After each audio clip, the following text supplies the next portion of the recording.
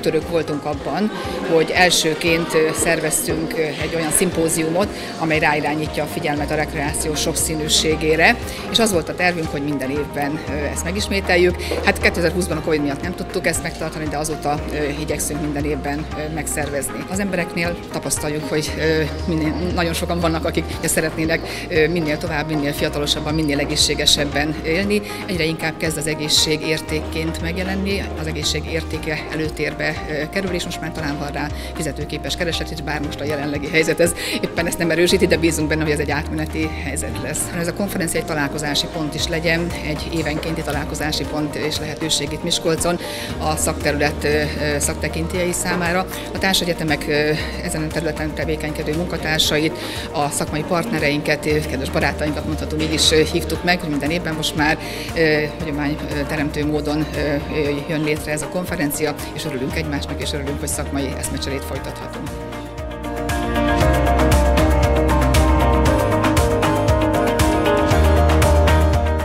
Magyarországon sokan panaszkodnak, hogy nehéz az élet, és valóban, hogyha szétnézünk, akkor látjuk, hogy kinek 10, kinek 20, kinek 30 kilóval is nehezebb a szükségesnél, és a Covid ezen még rontott.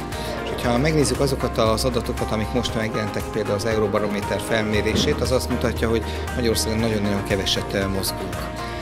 Az én feladatom az, hogy tegyük könnyebbé az embereknek az életet, mégpedig úgy, hogy teremtsük meg annak a feltételeit, hogy az emberek többet elmozoghassanak. Ezért indítottuk az Aktív Magyarországért programot, de igazából ez nem egy sportprogram valójában, hanem igazából ez egy egészségügyi program. Magyarországon nagyon-nagyon nagy gond az, hogy keveset mozognak az emberek, ezért elhízottak, ezért az egészségügyi mutatóink azok európai összehasonlításban rendkívül szomorúak, és ezen kell változtatni. És minden célcsoportot külön-külön megkezd szólítani a gyerekeket, akik virtuális világban élnek reggeltől estig, ha nem vigyázunk, akkor az egyetemistákat, 20 éves korosztályt, akik a leginkább leszoknak a mozgásról, aztán 30-35 éves korban az emberek rájönnek, hogy most muszáj már nekik elkezdeni mozogni, mert különben nagy baj lesz, nekik lehetőségeket kell biztosítani, és a nyugdíjasok, a családosokról is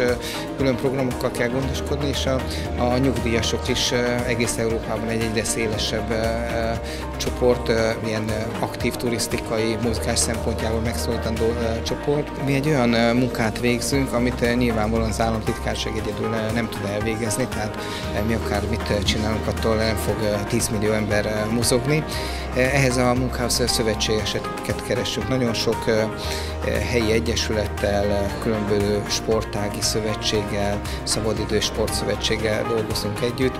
Együtt kell dolgoznunk egyetemekkel, mert akkor tudunk itt Magyarországon a szemléletben jelentős fordulatot elérni, hogyha ebben a munkában mindenki, aki ezt fontosnak tartja, az összefog, és együtt próbálunk egy olyan véleményklímát kialakítani Magyarországon, hogy Magyarországon mozogni kell, és kínos, hogy az emberekkel nem mozognak.